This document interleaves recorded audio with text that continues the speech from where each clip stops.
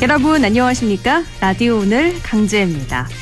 전두환 대통령이 잘못한 부분이 있지만 군사 쿠데타와 5.18만 빼면 정치는 잘했다고 말하는 분들이 많다. 국민의힘 대선 주자인 윤석열 전 검찰총장 이 발언을 하고 오늘도 곤혹을 치러야 했습니다. 문제의 발언을 한 이틀 만에 송구하다며 고개를 숙였지만 이후에 올린 SNS 사진이 또 말썽이었는데요. 반려견 토리에게 사과를 주는 장면을 찍은 사진을 올렸는데 그러자 이 사과는 개나 주라는 것인가, 국민을 조롱하나, 이런 반응이 누리꾼들 사이에서 쏟아져 나왔습니다. 여야 정치권에서도 성토가 나왔고요. 헌정을 파괴하고 인권에 탄압한 철권 통치자를 두둔한 것도 모자라서 떠밀리듯이 사과하고 또 그 사과마저 희화화하는 거냐는 거겠죠. 윤석열 전 총장 측에서는 SNS 사진은 실무자가 실수한 거라고 변명을 하면서 게시글을 모두 다 삭제했습니다. 캠프가 디딤돌이 아니라 걸림돌이 된 건가요? 10월 22일 금요일 라디오 오늘 광고 듣고 시작합니다.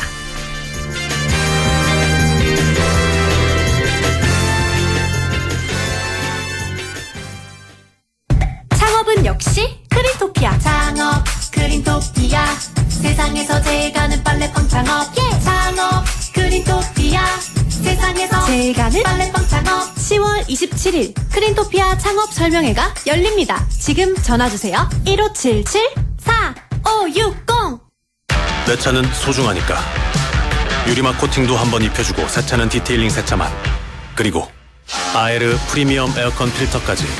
극초미세먼지와 유해가스 저감에 항균 기능까지. 내 차는 공기도 달라야 한다. 내가 선택한 프리미엄 아에르 에어컨 필터. 아빠 어디 가? 트레버스 보러 가지. 2021년 7, 8, 9월 수입 대형 SUV 3개월 연속 판매 1위. 가족과 친구 그리고 더욱 커져가는 내 라이프를 위해 10월 트레버스를 36개월 무이자 할부 혜택으로 만나보세요. 한국수입자동차협회 등록 기준 상세 내용 홈페이지 참조. Chevrolet, find new roads. 훌쩍 알러지엔 간질 알러지엔 애취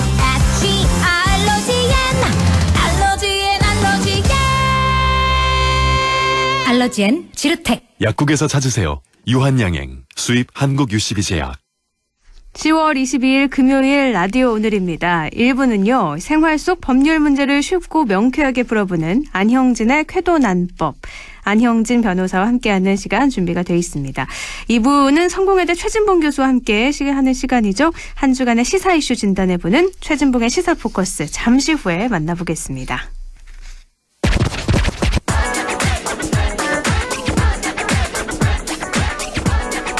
안형진의 쾌도난법. 생활 속의 어렵고 복잡한 법률 문제를 쉽고 재미있게 풀어보는 순서입니다. 안형진 변호사 연결합니다. 안녕하세요. 네, 안녕하십니까. 안형진 변호사입니다. 네, 오늘은 세계적으로 아주 뜨거운 관심을 불러일으키고 있는 드라마 오징어 게임 속의 법률 문제에 대해서 준비를 하셨다고 하는데 어떻게 오징어 게임 보셨나요? 네, 억수로 재밌게 잘 봤습니다. 저도 이틀 만에 싹 다 봤는데 이게 보면서 현실에서도 가능한 걸까 생각이 들었는데 오징어 게임 속의 어떤 부분을 짚어주실 건가요? 네, 그렇습니다. 이 법률 문제란 게 언뜻 우리의 실생활과 거리가 멀거나 화천대유나 천하동인처럼 다른 세상 일처럼 생각하는 경우가 있는데요. 실제로는 그렇진 않습니다. 공기된 물처럼 항상 우리 곁에 함께하고 있는데요. 오징어 게임이란 드라마 속에서도 수많은 법률 문제가 녹아 있습니다. 그 무궁화 꽃이 피었습니다. 달고나 게임 등을 통한 최후의 승자 1인에게는 500억 원 상금을 주기로 하고 네. 탈락자는 사망하게 한다는 요지의 계약의 효력이 문제되고 관련된 형사적 책임 그리고 게임 자체의 형사적 성격 등 각종의 민형사적 문제가 드라마 속에서 꿈틀꿈틀 살아 움직이고 있습니다. 뭐 계약 문제라던가 여러 가지 형사적인 문제들이 다 들어있는 게 바로 이 오징어 게임이다. 이런 말씀이신 건데요. 먼저 좀 안 보신 분들을 위해서 오징어 게임 잠깐 줄거리를 설명을 드리면 큰 빚을 살아가는 사람들, 사회에 지치거나 힘든 사람들한테 주최 측이 하나의 제안을 하죠. 게임에 참여를 해서 이기면 거액의 돈을 준다는 건데 이게 지면 죽는 무서운 게임이잖아요. 근데 이게 참가자의 동의가 있었으니까 다시 법률 문제로 넘어오면 일종의 계약 게임이라서 그렇게 봐도 될까요? 예, 이게 굉장히 중요한 부분인데요. 네. 그 참가자들이 어떠한 강요나 사기 없이 이제 게임의 내용을 참가자들 충분히 설명을 듣고 참가자들이 자발적으로 동의해서 시작하게 됩니다. 그렇죠. 그중에 또 뭐 과반을 넘게 되면 게임을 중단할 수도 있는 거니까요. 그렇습니다. 네. 이게 일종의 데스매치인데요. 이 법적으로는 쌍방이 이제 뭐 동의했기 때문에 일단 계약은 성립한 겁니다. 그래서 이 드라마에 보면 계약에서 진짜 게임 탈락자들은 모두 주의미를 당하는데요. 네. 근데 과연 이게 민사적으로 유효한지 이게 문제가 됩니다. 그러니까요. 이 동서행을 불문하고 계약은 지켜져야 한다. 라틴어로 빽다 순두 세르반타라고 하는 유명한 말이 있는데요. 네. 예전에는 계약의 내용을 묻지 않고 너네 둘이가 합의했기 때문에 반드시 지켜야 한다라는 경향이 강했습니다. 이게 물론 계약법의 근간을 이룹니다. 네.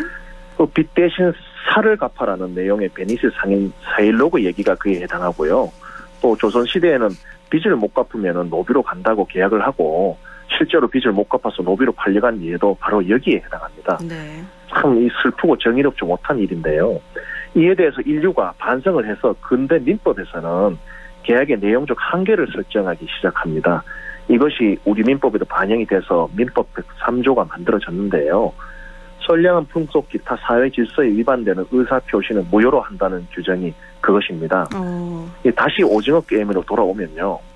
물론 모든 참가자가 자발적으로 동의했지만 게임의 결과에 따라서는 사람을 죽이는 그런 결과가 발생하는 게 어느 누가 보아도 지나치게 잔인하고 헌법상 최고의 가치인 인간 존엄을 훼손하는 것이기 때문에 아까 말씀드린 민법 103조에 위반되어 무효의 계약이라고 할 수 있습니다. 네.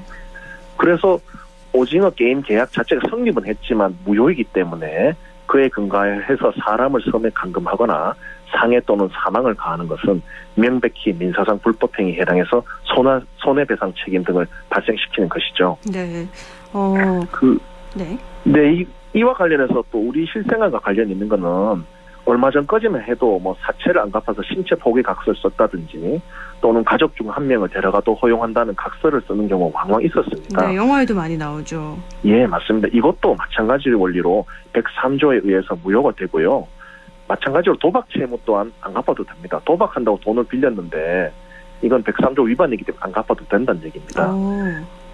결론적으로는 아무리 당사자가 합의했다고 해도 그 내용이 상식적으로 생각할 때 많이 이상하다. 네. 즉 사회 질서에 위반할 경우에는 무효이기 때문에 그 효력을 다툴 수 있다는 점을 기억하시면 좋겠습니다. 근데 아까도 말씀을 하셨지만 선량한 풍속, 기타 사회 질서를 위반하는 의사표시는 무효로 한다. 이런 게 규정이라고 말씀을 하셨잖아요. 근데 이게 네네. 어떻게 보면 좀 추상적이거든요. 예. 뭐 서로 간에 계약을 했지만 이게 우리는 사회 풍속에 뭐 그닥 위반되지 않는다 이렇게 한다면 어떻게 되는 거예요? 그 당사자 사이에 이게 뭐 사회 풍속 위반되지 않는다 이래 합의해서 될 문제는 아니고요. 네. 제3의 객관적 규범에 의해서 이걸 판단하는 겁니다. 아까 말씀드렸듯이 서로 합의해서 우리는 이거 괜찮다 그래서 도박을 네. 자 도박 계약을 해서 도박에 의해서 돈을 이제 따는 거 아닙니까? 네. 그런데 못 줬어요. 네. 그런데 이거는 이제 도박이라는 건 범죄이기 때문에 네.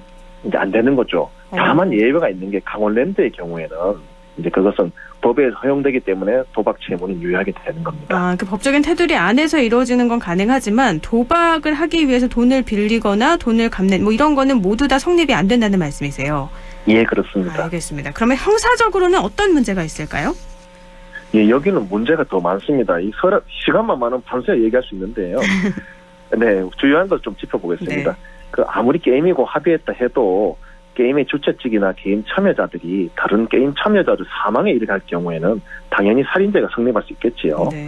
그리고 진행자들은 참여자들이 섬에서 탈출하는 것을 막았고 게다가 여러 명이 합동해서 막았기 때문에 특수감금죄가 성립합니다. 또한 이게 조직적으로 하는 거 아닙니까? 그쵸. 그러면은 최근에 조직폭력이나 N번방 사태처럼 범죄단체 조직죄 적용도 검토할 만한 거죠. 그런데 이제 더 흥미로운 것은 오징어 게임이 도박죄가 될 수 있다는 점입니다. 돈을 걸고 하지 않았는데 도박죄인가요? 돈을 걸고 했기 때문에 도박죄입니다. 500억 걸고 했다 아닙니까? 그러니까 참가자들이 돈을 내진 않았지만 그 돈을 벌기 위해서 게임을 한 것도 돈을 건 거니까 도박죄군요. 그것도 될 수가 있겠죠. 네. 이와 관련해서 대법원이 2008년에 아주 재미있는 판례를 내놓는데요. 이 도박은 재물을 걸고 우연에 의해서 재물의 득실을 결정하는 것이라고 합니다. 그런데 이제 다음 점이 특히 중요한데요. 네. 당사자의 능력이 승패 결과에 영향을 미친다고 하더라도 다소라도 우연성의 사정에 의하여 영향을 받게 될 때는 도박죄에 성립할 수 있다라고 판시하고 있는데요. 아, 그 능력으로 번 거라도 그게 우연히 추가가 그렇죠. 된다면 도박죄라고요. 그렇죠. 그러니까 이게 모든 게임의 능력적인 요소가 당연히 반영이 됩니다. 그렇죠. 뭐 윷놀이, 구슬치기, 고스톱, 섰다, 달고나 줄다리기 등 모든 게 그렇습니다. 뭐 줄다리기도 힘이 센 사람이 이길 수는 있는 거죠. 네. 하지만 중요한 것은 모든 게임은 우연성이 개입된다는 것입니다. 그래서 이제 500억 원을 걸고 수회의 게임을 해서 한 명의 상금을 주는 오징어 게임은 드라마 전체가 거대한 도박죄가 될 수 있다고 보는 거죠. 네. 참여자들이나 관여자들 모두 도박죄 공범이 될 수 있는 것입니다. 그러면 네, 네네. 이런 게임들이 모두 다 도박인 요소가 있다고 한다면 게임을 할 때 네. 돈을 걸고 하는 건 모두 다 불법이겠네요. 그렇진 않습니다. 이 법에서 이 도박의 경우에 일시적인 오락의 경우에는 도박죄가 되지 않는다. 이런 예외 규정이 있습니다. 그러니까 뭐 촌의 할머니들 모여서 점 10짜리 고스톱 쳤을 때는 네. 일시 오락이기 때문에 도박이 아니라는 건데 다만 그 액수가 커지거나 상황을 봤을 때는 좀 달라질 수 있다는 거죠. 점 1000을 걸면 도박이 되는 거고요. 네.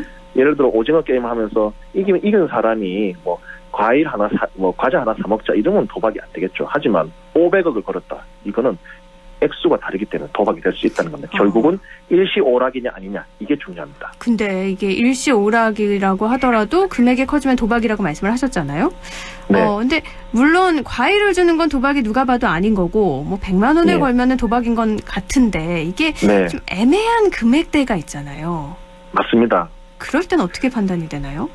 이게 참 그 여러 가지 요소를 이제 판단해야 하기 때문에요. 그 경제적인 부분은 굉장히 어려운데요. 네. 실제로 제가 의성에서 검사 시보할 때 동네 할아버지 몇 분이 판돈 한 15만 원에서 20만 원 걸고 공인중개사 사무소에서 놓으신 적 있으세요. 네.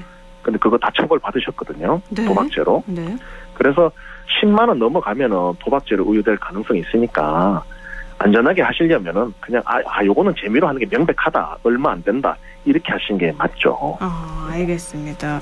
참 돈을 걸고 하면 게임할 만 난다 이런 분들 많이 계시는데 그 금액도 잘 네. 생각을 해서 도박이 될 수도 있으니까 주의를 하셔야 될 것 같습니다. 오늘 맞습니다. 오징어 게임 속에 어떤 법률적인 요소가 있는지 살펴봤는데요. 오늘 말씀 여기까지 듣죠. 고맙습니다. 네, 감사합니다. 안영진 변호사였습니다. 네, 안형진의 쾌도난법 안형진 변호사와 함께했습니다. 라디오 오늘 1부는 여기까지고요. 저는 광고 듣고 2부에서 뵙겠습니다.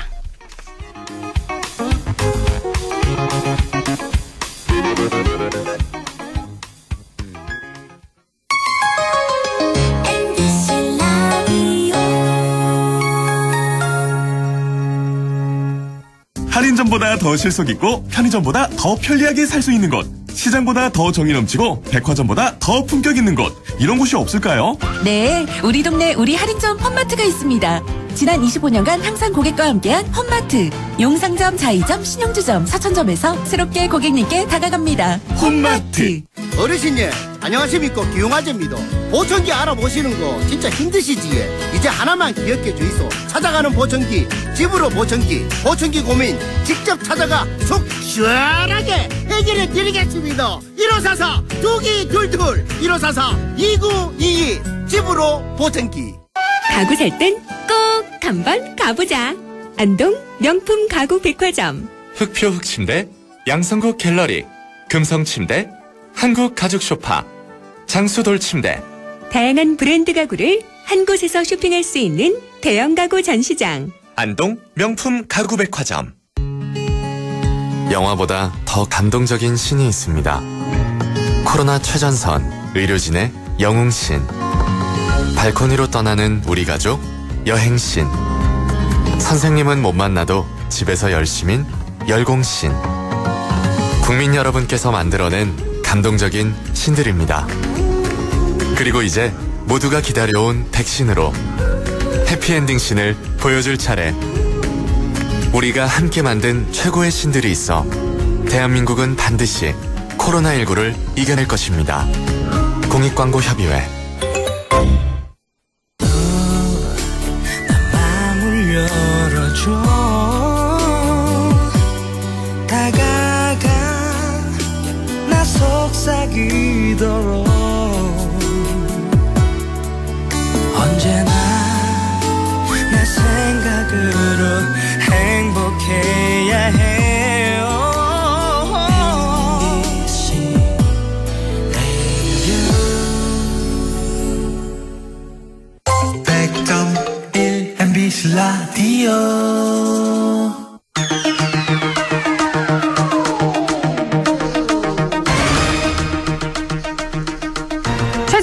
시사포커스 성공회대 최진봉 교수와 함께합니다. 교수님 안녕하세요. 네, 안녕하십니까. 네, 갑자기 전두환 씨가 화제로 떠올랐죠. 그랬죠. 네, 윤석열 전 검찰총장의 발언 때문인데 교수님 어떻게 보셨어요? 일단 예전에도 뭐 윤석열 후보는 실언을 많이 했지 않습니까? 네. 좀 국민들이나 아니면 유권자들이 볼 때 납득하기 어려운 말들을 많이 했는데 역대급이다 이거는.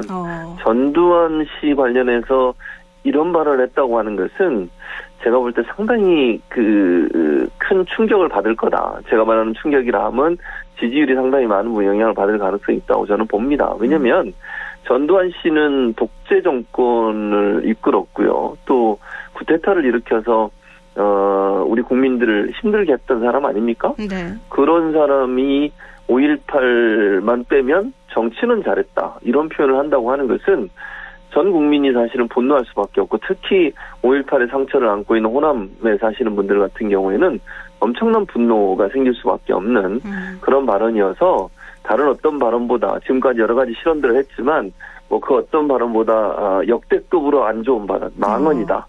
이렇게 얘기하는 게 맞을 것 같습니다. 실언은 넘어 망언이다 말씀을 하셨는데 이틀 만에 송구하다고 하긴 했어요. 그런데 그 이후에 올린 SNS 사진이 그게 또 문제가 됐잖아요. 그렇습니다. 강아지에게 사과를 주는 그 사진이라서. 그러니까요. 네. 저는 그게 이제 결국은 국민들이 볼 때는 어떻게 생각하겠습니까? 사실 말씀하신 것처럼 처음에 사과를 하고 유감 표명을 해서 처음에는 또 유감 표명도 안 했습니다. 사실은 며칠 동안. 2, 3일 동안은 계속 본인의 말이 진위가 잘못 전달됐다, 왜곡됐다 이러면서 본인의 입장을 굽히지 않았어요. 그랬죠. 그런데 이준석 대표나 당내 또 다른 후보들도 이제 공격을 막 하니 그때는 어쩔 수 없이 이제 사과한다는 형식이 결국 유감을 표한다 그래요. 유감이라고 하는 거는요, 사과의 의미가 없어요. 예를 들면, 외국 간에, 우리나라와 일본 간에 일본이 마지못해서 사과하는 게 유감 표명 아닙니까? 그게 무슨 사과입니까? 그리고 유감 표명이 무슨 사과냐 그랬더니 이제 송구하다 이런 표현을 썼어요. 미안하고 정말 사죄한다는 말은 아예 하지도 않았는데 어쨌든 거기까지 했으면 그 다음은 더 이상 이 문제가 확산되지 않도록 조심을 해야 되지 않겠습니까? 송구하다는 표현하고 그 다음날 말씀하신 본인의 반려견인 강아지에게 사과를 주는 장면. 그 말은 결국 그 그림이 주는 의미는 어떤 의미냐면요.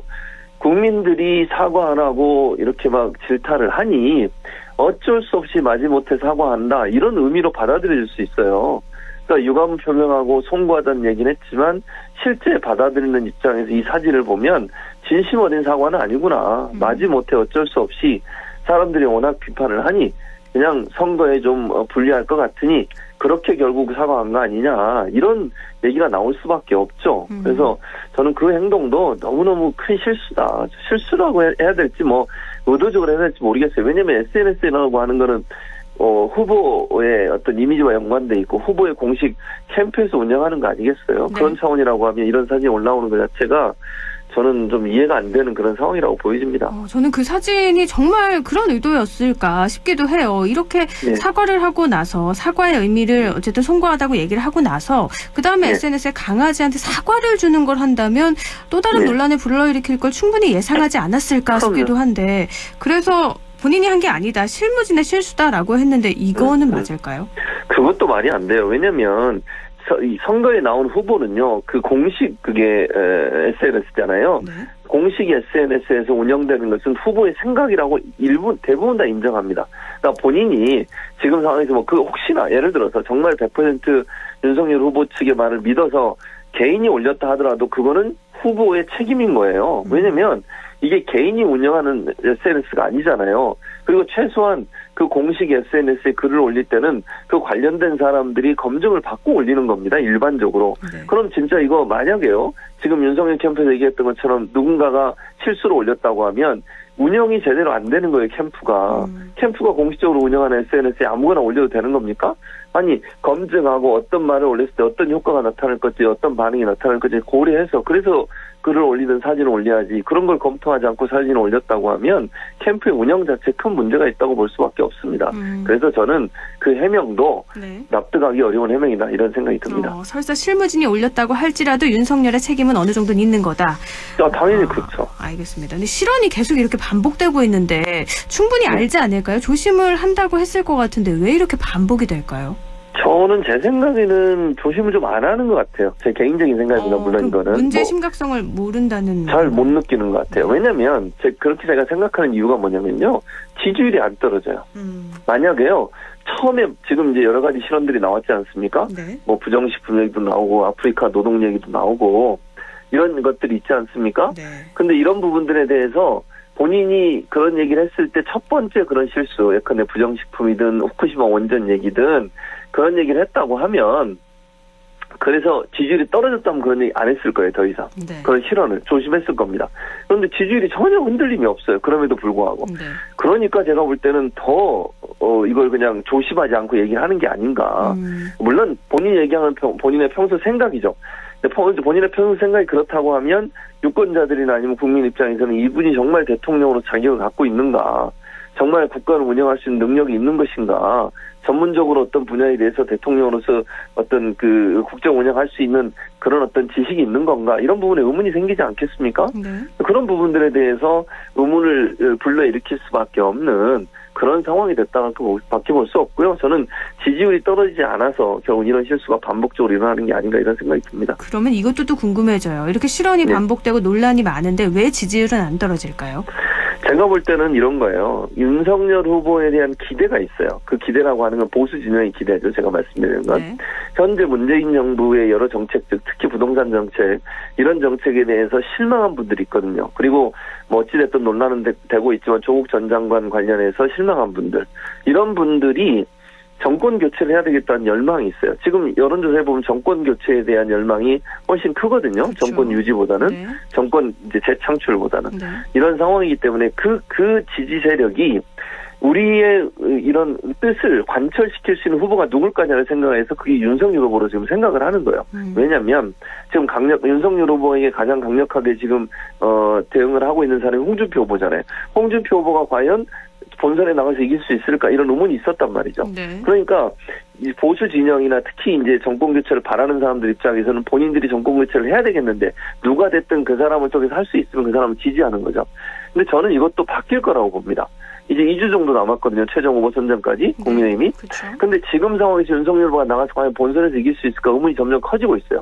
그 이유는 이런 실언들이 계속 반복되고 있기 때문이고요. 네. 두 번째는 고발 사주 의혹, 부인 도이치모터스 사건, 그다음에 본인의 장모, 이 사건들이 계속 수사가 되고 있기 때문에 리스크가 점점 커지고 있는 상황이에요. 그러면 지지하는 사람들 입장에서 이거 안 되겠네, 본선 나가서 홍준표를 차라리 내보내는 게 본선에서 경쟁력이 있겠다고 생각하거나, 아니면 윤석열 후보가 나갔을 때 만약 이재명 후보에게 질 수 있다고 생각하면 네. 언제든지 저는 바꿀 거라고 봐요. 결국 정권 교체를 누가 이룰 수 있을 거냐, 즉 본선 경쟁력이 누가 높을 거냐가 지지의 가늠자가 될 거라고 저는 봅니다. 이번 실언은 그 부분에 어느 정도는 영향을 미칠 거라고 예상을 하시는 거고요. 예, 그렇습니다. 알겠습니다. 더불어민주당 이재명 후보는요, 광주를 찾아서 보란듯이 전두환 비석을 밟았어요. 그러면서 네, 그렇죠. 유럽에 있는 홀로코스트 부인 처벌법이 한국에도 꼭 필요하다고 했는데, 이 홀로코스트 부인 처벌법, 이게 무슨 법인가요? 홀로코스트 법이 뭐냐면 그 독일에서 나치가 유대인들 학살을 했지 않습니까? 네. 그 사람들을 지금도 찾아내 처벌하고 있어요. 이건 아예 뭐라 그러죠? 우리가 어느 정도 시간이 지나면 처벌을 못하는 거, 네. 시효, 공소 시효, 그다음에 처벌할 수 있는 시효를 대부분 마련하고 있잖아요, 법에. 홀로코스트 보면 그 시효가 없습니다. 그러니까 무슨 말이냐면 죽을 때까지라도 찾아내서 만약에 죽기 바로 전이라도 처벌합니다. 그게 홀로코스트 법이에요. 네. 그러니까 전두환 씨 같은 경우도 이제 그런 범죄에 놓고서 처벌해야 된다라고 지금 이재명 후보가 얘기를 하는 거예요. 네. 아예 공소시효를 없애겠다. 이렇게 정말 독재를 하거나 국민들을 정말 이렇게 어려움에 만들거나 이런 쿠데타를 일으켜가지고 국민들의 민주주의를 망가뜨리는 사람에 대해서는 아예 처벌 규정을 없애게 만드는 거. 그러니까 처벌의 시한을 없애도록, 공소시효를 없애도록 만드는 법을 만들겠다는 게 취지예요. 그러니까 홀로코스트 법은 독일인 중에 나치로 활동하면서 유대인들을 학살하거나 민간인들을 학살했던 사람들의 처벌에 공소시효가 없는 것처럼 이런 아주 나쁘고 못된 행동을 했던 사람들에 대해서는 공소시효를 아예 없애자라고 하는 게 그 주장이고요. 처벌하겠다. 근데 본인은 그렇게 얘기하는, 본인이 만약 정권을 잡으면 이런 이제 지금 물론 논란이 있습니다만 광주 민주화운동 당시에 누가 그런 발표를 하겠냐 시민들을 향해서 그 논란이 있긴 하지만 광주 시민들은 이제 전두환 전 대통령을 지명하고 있지 않습니까? 네. 여기에 대한 명명백백하게 밝혀서 만약 그게 사실이라고 하면 처벌할 수 있도록 하는 법을 만들겠다라고 하는 게 취지죠. 알겠습니다. 대장동 특혜 의혹 관련 수사를 잠깐 좀 만나보면은 네. 소위 대장동 4인방의 태도가 검찰 조사가 진행이 되면 될수록 극명하게 좀 엇갈리고 있다고요. 그렇죠. 왜냐면 서로 책임 떠넘기기는 하는 거예요. 그러니까 누가 책임을 져야 될 텐데 4명이서 지금 그야말로 폭탄 돌리기 하는 거죠. 네. 근데 대체적으로 보면요. 남욱 정여각이 어떤 한 편이라고 하는 게 맞을지 모르겠지만요. 네. 같은 입장을 갖고 있고 그다음에 이제 김만배, 유동규 이 사람들이 같은 입장을 갖는 것처럼 보입니다. 지금 현재는. 그런데 자기가 살기 위해서 다른 사람이 책임이 있다는 쪽으로 계속 저는 책임을 전가하는 행동을 할 거다. 녹취록도 보면 남욱도 녹취를 했고요. 정영학도 녹취를 했어요. 네. 이런 상황이라고 하면 서로가 살기 위해서 녹취를 하는 거 아니겠어요? 그리고 녹취해가지고 그걸 제출할 때는 본인한테 불리한 건 편집해서 낼 거예요. 네. 뭐 예를 들면 또 녹취해서 일정부 지우기도 하겠죠. 그런 과정을 통해서 본인이 빠져나가려는 노력을 하는 것이고 결국 이렇게 4명이서 의견이 서로 분분해지면 대질신문을 하거나 아니면 증거를 통해서 이 사람들의 말이 신빙성이 있는지 없는지를 따져봐야 되는 상황이죠. 앞으로도 저는 이 4명이서 서로 책임이 없다고 떠넘기는 그런 행태가 계속 반복될 수 있을 거라고 저는 봅니다. 당분간 지금 이렇게 서로 떠밀면서 폭탄 돌리기는 이어지면 조사는 더욱더 어려워지고 진실은 밝히기는 더 힘들어지겠네요. 그럴 가능성이 있죠. 알겠습니다. 대장동 의혹에 대한 수사도 매주 살펴봐야 될 것 같고요. 정말 대선이 다가오면서 이슈가 하나씩 터지고 있어서 다음 주도 또 이야기 계속 나눠보도록 하겠습니다. 말씀 고맙습니다. 네, 감사합니다. 네, 최진봉의 시사포커스 성공회대 최진봉 교수와 함께했습니다.